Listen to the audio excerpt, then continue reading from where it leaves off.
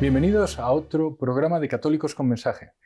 Muchísimas gracias por estar con nosotros. Como ustedes saben, en esta serie lo que estamos intentando es mostrar personas que son católicos sin complejos, naturalmente, y que además son relevantes en su ámbito profesional y personal. Y hoy tenemos con nosotros a uno de los decanos del periodismo en España, que es Ramón Pi. ¿Qué tal estás, Ramón? Gracias por estar con nosotros. Muy bien.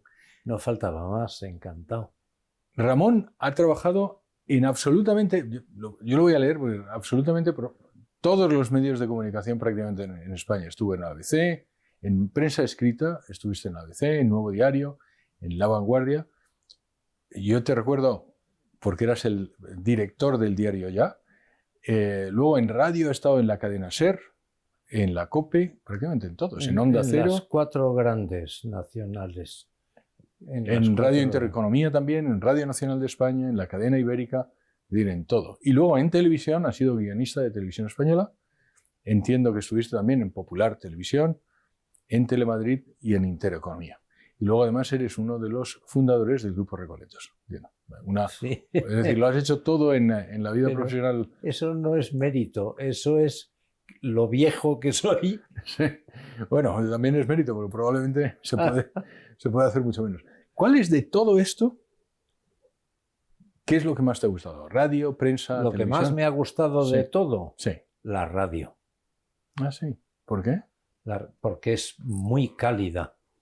Es muy cálida, es instantánea, es muy motivadora. La radio es un medio. Mi maestro universitario, que era Antonio Fontán, me decía: si quieres ser famoso, haz televisión. Si quieres ser popular, haz radio. Pero si quieres ser importante, escribe en los periódicos. Y tú le hiciste caso en las tres cosas. Y yo le hice caso en las tres cosas por si acaso no llevaba razón él. ¿Y tenía razón? Bueno, tenía bastante razón. La televisión lo achata todo. La televisión... Te recuerdo, Ramón, que estamos en una televisión. Claro. Pero por su propia naturaleza tiende a que si los que hacen televisión no tienen grandes criterios sólidamente asentados, si no tienen esos criterios, propenden a que un espectáculo circense valga lo mismo que una misa solemne. La televisión es bastante traidora. Hay que tomarse este medio de comunicación con mucho cuidado. Los periódicos tienen una grandísima ventaja, que es que lo que uno escribe queda escrito y por lo tanto puede referirse a lo que hizo y está al alcance de cualquiera. La radio y la televisión no, aunque ahora hay modos de conservar las cosas, pero la prensa escrita tiene el gran inconveniente de que no es inmediata, como la radio o la televisión en directo, que son inmediatas. La radio y la televisión, tú puedes ver un partido de tenis que se está directamente celebrando en las antípodas. Y lo puedes ver con un desfase de unos segundos, que es lo que tarda la señal en llegar, en ir al satélite y volver rebotada del satélite. La señal. Eso, cuando yo empecé el ejercicio de la profesión, era inimaginable. era inimaginable. Ramón, tú además estás casado con Marisa, tienes 4 hijos y 20 nietos. Y 20 nietos. ¿Desde hace Así cuántos es. años estás casado con Marisa? Y yo acabo de celebrar las bodas de oro. Y perdona, no estaba dentro de este momento de la entrevista. ¿Cómo se hace eso? ¿Cómo se vive felizmente casado durante tanto tiempo? Bueno, eso... Tengo un sobrino que se expresa de una forma un poco rústica, pero muy clara. Para eso lo que hay que hacer es estar de acuerdo, marido y mujer, en lo gordo. ¿Y lo gordo qué es? Es lo que te condiciona la vida. Yo me muero y todos nos morimos y luego pasa algo o no pasa nada. Y si pasa algo, ¿tiene que ver con lo que hacíamos antes de morirnos o no tiene que ver?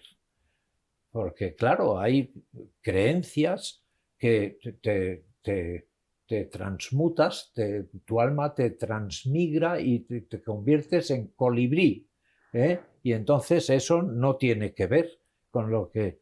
Si tú estás de acuerdo con tu mujer y mujer con su marido, si estamos de acuerdo en lo gordo, vivir muchos años muy felizmente, aunque sea con los disgustos correspondientes al curso de la vida, es relativamente sencillo. Porque tú eres católico. Yo soy católico y mi mujer también. Y lo has sido siempre. Sí, yo fui formado en una familia católica. Mi padre fue terciario franciscano. Mi madre era mujer de su casa, pero nos educó diciéndonos: fijaos, hijos míos, es mucho más fácil ser bueno que ser malo, porque si eres bueno, sabes perfectamente lo que tienes que hacer, y si eres malo, tienes que inventarte mentiras y luego tienes que acordarte de las mentiras que decías, y nosotros éramos unos renacuajos. Nos contaba que es más fácil portarse bien que portarse mal. Y luego, a medida que crecí, fui aplicando esto a situaciones no de obedecer a papá y mamá, sino a situaciones de la vida de un adulto. Y funciona muy bien. Eso de que es más fácil ser bueno que ser malo. ¿Y se puede ser periodista y católico? Se debe ser periodista y católico. ¿Un católico puede ser periodista? Un católico debe ser periodista. Si tiene un espíritu apostólico que le incline por esta vocación profesional, claro que puede ser periodista. ¿Y se es mejor periodista si se es católico o no? No necesariamente. No necesariamente. Porque no es una exclusiva de los católicos el tener un amor insobornable por la verdad. Basta con tener humildad intelectual y amor a la verdad para ser un buen periodista.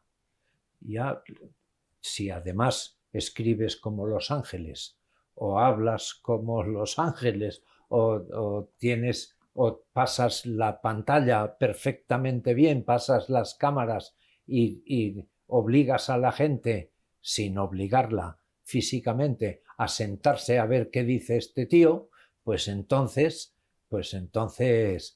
miel sobre hojuelas. Pero claro que sí. Claro que sí. Se puede ser católico y un no católico puede ser un buen periodista y un gran periodista. ¿Y tú has sido mejor periodista por ser católico? ¿O no ha tenido... Bueno, es que no tengo la experiencia de no ser católico. Pero imaginémoslo. No sé. ¿A ti te ha ayudado? No me imagino. No me imagino. Claro, si lo que preguntas es si me ha ayudado el hecho de ser católico, sin ninguna duda, porque un agnóstico tiene que plantearse cuestiones, por ejemplo, ante una ley de aborto, tiene que plantearse cuestiones que un católico tiene resueltas desde el principio. Es decir, me ha facilitado el desarrollo de mi profesión el hecho de ser católico, claro. Lo que pasa es que hay católicos que o no tienen este amor insobornable a la verdad, o no pasan la cámara, o son tartamudos y no valen para la radio, o escriben, como decía un amigo mío de sevillano, con las patas de atrás. ¿Y cómo se hace cuando siendo periodista y siendo católico uno tiene que hacer un reportaje o dar una noticia que está cuestionando o que es de alguna forma ofensiva para nuestra fe? ¿Para? Nuestra fe. Bueno, por ejemplo, hemos vivido muy recientemente una ofensiva informativa con base real respecto de los curas pederastas, ¿no? Esto puede plantearse una cosa, un problema, puede plantear problemas a un católico, pero si está bien formado, un católico sabe distinguir entre las personas y las instituciones. Por ejemplo, ¿es beato ya o está en puertas de ser canonizado el cardenal Newman? Es santo ya. Es santo ya, está canonizado. El cardenal Newman escribió un libro para defenderse frente a sus amigos anglicanos que soportaron muy mal su conversión al catolicismo, y cuenta su proceso de conversión al catolicismo. Ese libro se llama Apología pro vita sua. Bueno, ahí cuenta que el último empujón que le dio el Espíritu Santo para convertirse a la Iglesia católica, a la fe católica, fue con ocasión de un viaje a Italia que hizo en una Semana Santa. Y entonces cuenta en ese libro, dice, y entonces comprendí que en la Iglesia católica, salvo las personas, todo es de Dios. Ese es un poco de humor británico, un poco de humor británico, pero esto es fundamental, distinguir entre las personas y las conductas. Una persona es muy digna por el hecho de ser persona, exactamente igual que cualquier otra persona del mundo. Pero eso no quiere decir que los comportamientos sean intercambiables. La distinción entre las personas y sus comportamientos, o las personas y las instituciones, es muy importante. Y eso, en cuanto un periodista tiene alguna experiencia, le sale instintivamente. Voy a volver al tema del periodismo y te voy a preguntar, tú que has estado en todos los medios, en España, realmente, como tú sabes, yo no soy periodista y he vivido en muchos sitios, pero realmente hay muchos medios, prácticamente en todos los países, que tienen un sesgo ideológico o un sesgo incluso religioso, en algunas ocasiones, anticristiano. Una persona que es cristiano y que es católico y es periodista puede estar en un medio de comunicación. ¿El medio de comunicación es anticatólico? Si es que tú planteas una casuística que hay que contemplar información defectuosa. A mí me has pasado una información coja. Necesitaría tener otros elementos de juicio para pronunciarme respecto Te voy a si poner... un periodista católico puede trabajar en un medio que haga bandera de ser anticatólico, pues depende de la capacidad de escepticismo que tenga este medio o que tengan sus superiores inmediatos, o depende de lo que tenga que hacer, porque si es un periodista deportivo no pasa nada. Bueno, pero puedes decir que está contribuyendo al éxito de ese medio cuyo objetivo es menoscabar la Iglesia Católica. Esto es como decir que los españolistas del País Vasco tenían la responsabilidad de pasearse por la calle sin guardaespaldas, porque estaban facilitando que los asesinos de ETA le disparasen en la nuca. Es que un periodista responde por lo que hace. Un periodista no puede responder por lo que está al margen de su capacidad de decisión. No puede ser. Quiero decir, cuando yo era un sincero antifranquista, cuando Franco vivía, y yo decía, si tengo que trabajar en el Arriba, que era el órgano de la Falange y de las Hons, el órgano del movimiento de Franco, si yo tuviera que elegir entre trabajar en el Arriba o quedarme en el paro, me cambiaría de profesión. Yo decía eso.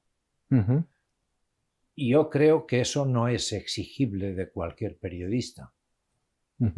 No es exigible. Entre otras cosas, porque San Ramón Nonnato, mi santo patrón, que se quedaba prisionero de los musulmanes en Argel, me parece que era, para ser intercambiado con otro preso que era liberado, le tuvieron que poner un candado en la boca porque convertía a sus carceleros y a los demás presos. Es decir, que y además si a un periodista le dejan practicar su fe y no lo discriminan por el hecho de ser católico en un periódico que hace bandera de su anticatolicismo y le dejan practicar su fe, su profesión con arreglo a su fe, un periodista católico puede pertenecer a un medio que haga bandera de su anticatolicismo. A mí me parece que puede pertenecer. Lo tendrá muy difícil, muy difícil. Y a lo mejor le acaban poniendo un candado en la boca. Ramón, ¿qué responsabilidad tienen los medios de comunicación del decaimiento moral de nuestro país que todos observamos actualmente? Yo creo que tienen bastante responsabilidad. Tienen bastante responsabilidad. Porque hay medios, no es que no mientan por sistema, es que no saben distinguir entre lo que es verdad y lo que no. Les da igual que lo que cuentan sea verdad o sea mentira. Les da igual. Y si se trata, en el caso de las televisiones sobre todo, y de los productores de cine y de series ahora para la televisión, si se trata de esto, entonces la mentalidad de hacer negocio a toda costa hace que se envilezca mucho su trabajo y la gente tiene que hacerse cierta violencia para no tragarse lo que le pongan. La gente dice, pues no es obligatorio ver la televisión. No. La televisión, muchos la prenden por la mañana y no distinguen y se tragan lo que se les ponga. Y los responsables de estos medios, sobre todo de la televisión, tienen que ser conscientes de que mucha gente se va a envilecer moralmente por ver sus productos, los productos que ponen. Claro, yo creo que sí tienen responsabilidad. Yo quería volver sobre uno de los temas que has sacado antes, que has dicho, y hemos hablado precisamente del problema de algunos casos de sacerdotes pederastas y tal. Y lo quiero volver sobre ello porque precisamente hay un informe que se llama el informe J. Jones, que está hecho por una universidad que no tiene nada que ver con la Iglesia y que ha mirado todos los casos que ha pasado. Y efectivamente ha habido muchos casos y todos, cualquiera de ellos, lo quiero decir claramente, cualquiera de ellos enormemente lamentable, pero que realmente esos casos son menores en la Iglesia Católica que prácticamente en cualquier otro colectivo. Por ejemplo, que en los periodistas. Y lo que me hace relativamente gracia es que los periodistas hayan dedicado enormes cantidades de portadas, de minutos de televisión, de horas de radio a hablar de ese problema de la Iglesia Católica que existe y hayan ennegrecido u ocultado otros problemas iguales o mayores que han existido en otros colectivos. Eso es también una forma de mentir, ¿verdad? Sin la menor duda. Yo escribí una vez un comentario a propósito de lo fieras que se pusieron los del lobby homosexual, porque un cardenal de la Iglesia Católica dijo que el problema de los sacerdotes pedófilos no es un problema que tenga que ver con el celibato, es un problema que tiene que ver con la homosexualidad.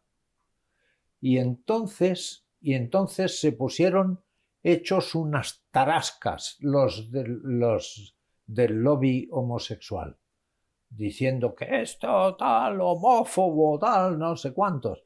Y entonces yo me preocupé de investigar un poco si tenía la razón o no el cardenal Bertone. Y tenía toda la razón hasta tal punto que la proporción de homosexuales pedófilos respecto de heterosexuales pedófilos es muy superior. Sí, bueno, acaba de salir un informe en Francia, han mirado los últimos años, la verdad es que el informe tiene también algunas lagunas bastante notables, pero en cualquier caso ese dato lo dan, el 80% de los problemas de pedofilia es de homosexualidad, cuando en el ambiente general, es decir, fuera de la Iglesia, realmente es a la inversa, el 80% de los abusos a menores es con niñas. Pero tenemos que hacer ahora una pausa. Ramón, seguimos contigo enseguida. Por favor, sigan con nosotros en este interesante Católicos con Mensaje con Ramón Pi. Les recuerdo que si tienen comentarios, dudas, cuestiones, críticas, nos escriban al email que aparece debajo en la pantalla. Y también les tengo que recordar, como ustedes saben, el WTN solo se financia con donativos. No tenemos publicidad, no tenemos subvenciones, no pertenecemos a ninguna conferencia episcopal y por eso estamos pidiéndoles que nos den sus donaciones para poder seguir llevando la verdad del Evangelio a todos los puntos de España. Volvemos enseguida. Gracias, Ramón.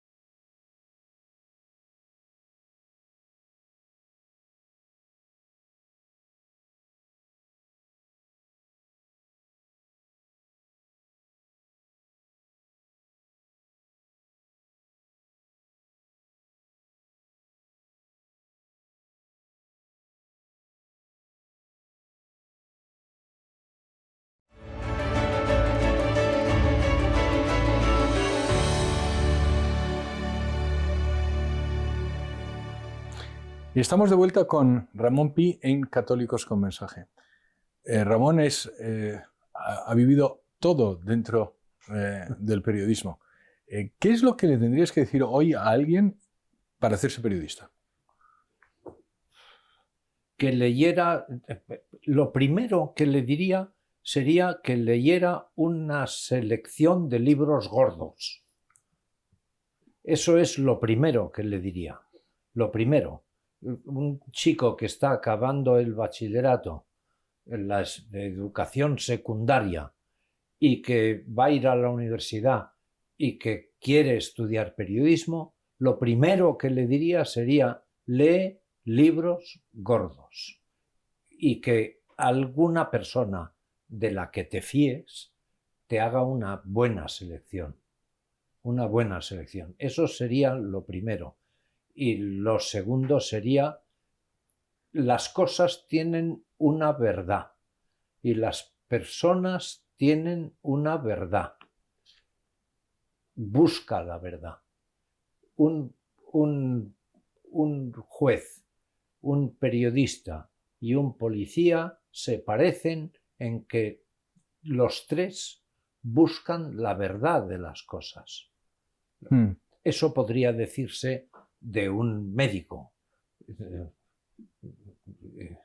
Pero yo les diría, y les he dicho a chavales que me han dicho que quieren ser periodistas, que un periodista se parece a un juez, se parece a un policía, se parece en que tiene que descubrir la verdad de las cosas y de los hechos. Yo creo, Ramón, que, fíjate, ese punto es crucial, yo creo, en muchos de los ámbitos y los problemas que tienen la juventud ahora, o si quieres la sociedad, porque no son los jóvenes, es todo. Porque hay gente adulta y muy mayor que ha perdido esa creencia de que la verdad existe y que puede ser conocida. Yo siempre insisto, cuando hablo con mis hijos, en alguna charla o en una conferencia que daba o que doy en mis otros trabajos, la verdad existe y puede ser conocida, y además es en muchas ocasiones externa a nosotros. Esa idea parece que muchos periodistas Está no en entienden. crisis. Sí, es decir, la verdad no existe, la verdad es lo que es conveniente, o si quieres, si la verdad no existe, lo que me conviene es decir lo que es conveniente. Yo lo que respondo cuando alguien me dice que la verdad, les digo a esos chavales, porque me dicen esto, en plan Poncio Pilato, que es quid sit veritas, ¿no? ¿Qué es la verdad? ¿Qué es la verdad? Digo, si alguien te dice que la verdad no existe, te está pidiendo que no le creas. En realidad te está pidiendo que no le creas. Porque si no existe la verdad, ¿por qué te tengo que creer a ti? O sea que las cosas tienen su verdad, tienen su verdad.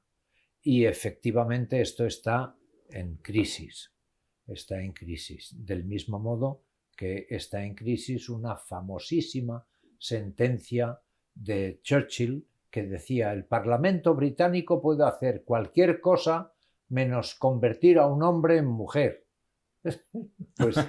Pues ya no. Ya no. Ya no, porque se ha adoptado una mentira antropológica. Una mentira, una mentira. Tú analizas de una persona trans, como ahora se dice, el ADN y sale el ADN, si tiene Masculino el aspecto o femenino. de mujer, sale un ADN masculino. Y si no, o sea que yo hice una vez un programa en la Intereconomía Televisión que se titulaba El cambio de sexo no existe. Y entonces alguna persona en YouTube me cogió, me seleccionó una frase mía y luego fundía en negro y salía fascista. Me trataban de fascista. Y entonces, porque el cambio de sexo, no, existe el cambio de registro civil, existe el cambio de aspecto, existe el cambio de vestimenta. Pero eso no transforma a un hombre en una mujer o una mujer en un varón. Pero ahora Churchill sería arrastrado por los mandarines de la nueva ortodoxia. Sí, sí. Volviendo a tu parte más personal y religiosa. Me has dicho que tienes 4 hijos, 20 nietos. Una de las preocupaciones que tenemos muchos de los padres es cómo transmitimos nuestra fe a nuestros hijos y a nuestros nietos. ¿Qué consejo podrías tener?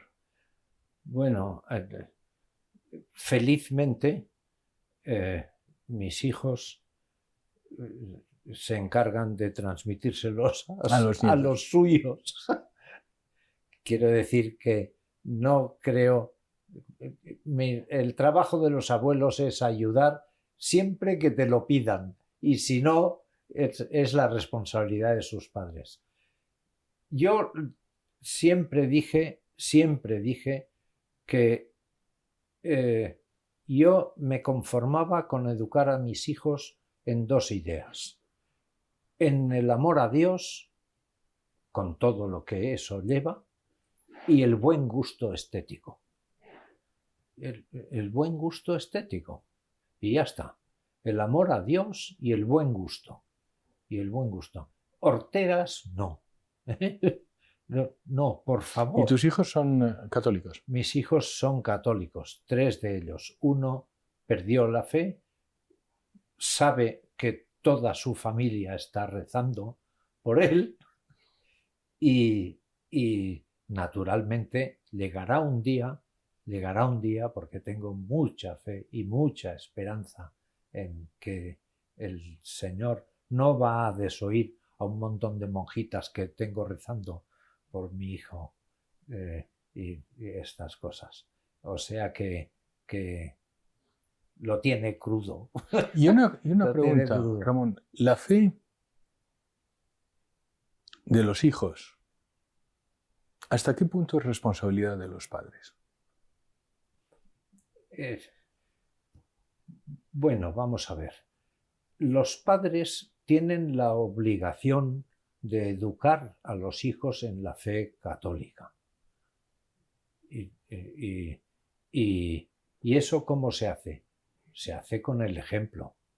Se hace dándoles los rudimentos de doctrina cuando son muy pequeñitos y yo llevé a mis 4 hijos a un colegio privado sin subvención, extranjero y no confesional.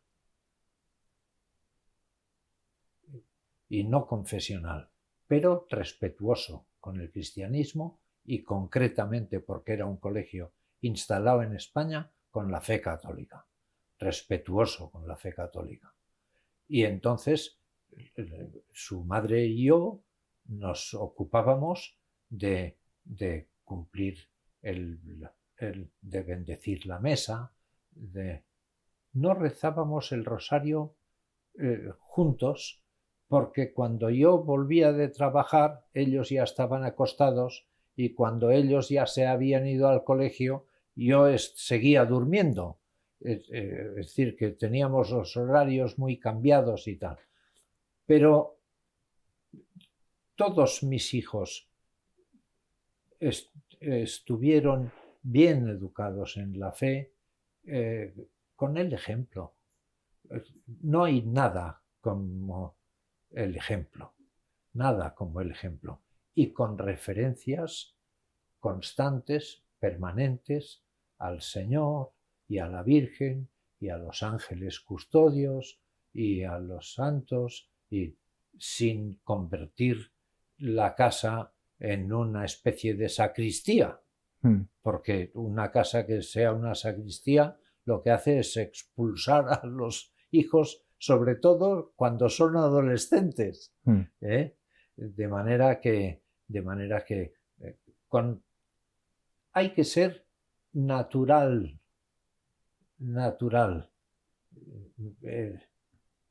A mí no me han pedido nadie consejos sobre cómo educar a sus hijos, nadie, que yo sepa. Pero si alguien me pidiera algún consejo, les diría que no empalaguéis, porque llega un momento en que los hijos lo que quieren es llevar la contraria a sus padres. Y sería una pena que por ahí y por esa cosa que nos decían de pequeños, las malas compañías que existen, y por las malas compañías acabasen perdiendo la fe. Eso sería una triste gracia. Hay que ser, me parece que si eres natural y de la abundancia del corazón habla tu boca, lo cual quiere decir que tengas abundancia de cristianismo en el corazón, claro.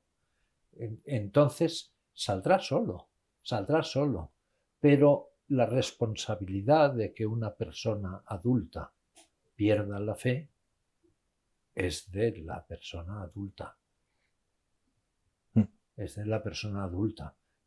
Yo no me considero responsable de lo que haga un hijo mío que tenga 40 años. ¿Por qué debería ser católico hoy cualquier persona? Porque encontrase que la persona... ¿Por qué Los procesos de conversión consisten en descubrir a Jesucristo. Cuando descubres a Jesucristo, no puedes no ser católico. No puedes. Te cuesta mucho más trabajo seguir sin ser católico que siéndolo. Cuando cuenta su conversión García Morente, el catedrático de metafísica de la Universidad de Madrid, que entonces se llamaba Universidad Central de Madrid, hoy Universidad Complutense. El fundador de la Facultad de Filosofía. Fundador de la Facultad de Filosofía. Cuando Morente vio que no podía ser fruto del azar que se le resolviese el problema de los pasaportes de su familia, que se resolviese el problema de no sé cuántos, que se resolviese el problema de no sé qué, que la persecución con su familia no tuviera éxito. Cuando descubrió que eso no podía ser, se planteó intelectualmente la providencia divina. No puede ser, tiene que haber alguien que organice esto. Eso no puede ser que sean tantas casualidades. Eso no puede ser. Y el último golpe de gracia, don Héctor Berlioz no se lo imaginó cuando compuso La infancia de Cristo, pero estaba oyendo por la radio La infancia de Cristo y de repente dijo: esto es. Y entonces él escribe: a rezar. Hay un libro que recomiendo a todos nuestros televidentes, que es El hecho extraordinario, de García Morente, que es cuando cuenta su conversión. Para aquellos que no lo sepan, García Morente era ateo, se exilió en la época de la Guerra Civil, él era kantiano, y estuvo exiliado en Francia. Entonces, efectivamente, tiene una conversión tumbativa, luego se hace sacerdote cuando vuelve a España. Pero y la gente el hecho extraordinario no es su conversión, ¿eh? Es que una vez convertido, sabe que tuvo una aparición de Jesucristo. Exacto. Pero es un libro que él no quiso publicar. De hecho, lo escribió, son unas cartas a un amigo y que luego se descubrieron, y que una vez que se había él se había ordenado sacerdote, y para gran escándalo de muchos ateos, el señor profesor García Morente se convirtió en sacerdote, es increíble. Se descubrieron y efectivamente cuenta que tuvo efectivamente también una presencia tumbativa en Francia. Un gran libro.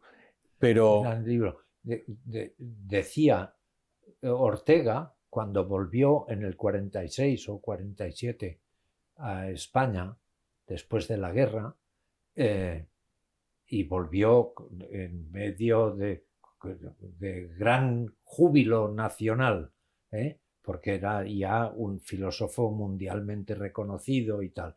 Y cuando volvió, le preguntaron: oiga, don José, ¿y encuentra a España muy cambiada? Dice: no he de encontrarla cambiada cuando resulta que Zubiri se ha casado y Morente se ha hecho cura. Sí, efectivamente. Sí. Y me has dicho antes que no rezabais el rosario.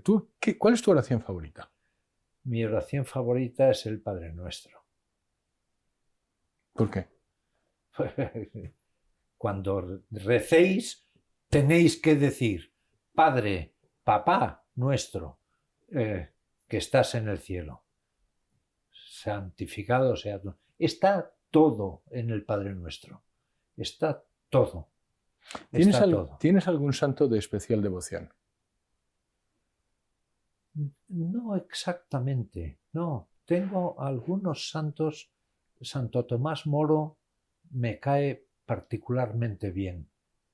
particularmente bien, por su habilidad para no traicionar la lealtad al rey, a pesar de que sabía que el rey iba a permitir que en el juicio le condenasen a la pena capital. Santo Tomás Moro me cae muy bien. Santa Teresa me cae muy bien. Santa Teresa de Jesús. Santa Sí. Teresa de Jesús. Sí, sí. Y luego tengo una foto con la Madre Angélica en Madrid y estoy esperando porque una foto que tengo, que conservo y que tengo en un marquito con San José María Escrivá, yo estudié en Pamplona, estudié en la Universidad de Navarra y en uno de los viajes en Sevilla alguien hizo una foto de unos cuantos en el colegio mayor en el que estábamos con San José María, que entonces era Monseñor Escrivá, claro. Y bueno, como tengo las fotos, Estás esperando les tengo afición, sí, a los dos, claro que se la tengo. ¿Qué le dirías a la gente que dice esa cosa tan novedosa y tan original de yo creo en Dios pero no en la Iglesia? Entiéndaseme con la Iglesia, salvo las personas, todo es de Dios. Eso lo dice alguien con autoridad, porque se sabía la Iglesia católica de memoria y se sabía la Iglesia anglicana igualmente de memoria. Y era una autoridad en la Iglesia anglicana y acabó de cardenal de la Iglesia católica. Y ahora está en los altares. De manera que eso es lo que le diría. Si crees en Dios, pero no crees en la Iglesia, entonces es que conoces mal a Dios.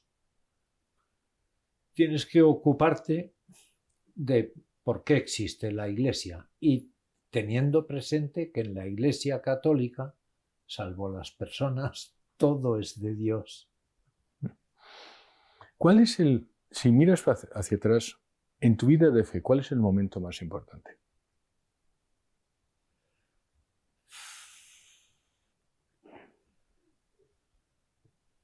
El momento más importante, hay varios momentos muy importantes. Un momento muy importante es de hace relativamente pocos años que experimenté sensiblemente algo que los católicos tenemos la obligación de hacer constantemente, que es convertirnos. La conversión es algo permanente. Tenemos que convertirnos. Y unos ejercicios espirituales son para convertirte. Y en una de estas, y en unos ejercicios espirituales, no sé por qué, pero me convertí y confesándome lloré como una Magdalena porque me dio por ahí, me dio la sentimental. Y es una de las confesiones de las que he salido más optimista. No lo sé. Hay momentos importantes. El día de mi boda, claro que fue importante. El día de mi primera comunión lo recuerdo vagamente porque yo tenía 7 años y los recuerdos míos de 7 años. ¿Pero qué pasó en ese retiro, Ramón? No sé, que vi mi vida, vi lo seriamente que tenía que tomarme lo que me quedase de vida y que había perdido muchísimo tiempo. Y entonces, pues me convertí y me arrepentí de cosas que ya tenía perdonadas. Pero yo tengo cierta propensión al escrúpulo. Y entonces la lucha contra los escrúpulos es muy mala. Y aquello ser escrupuloso es muy malo. Es muy malo. Yo creo que es peor que ser laxo. Se sufre más. Se sufre más. Y me convertí.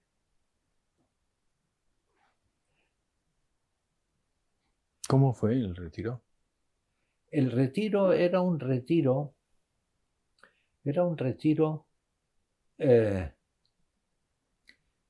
con el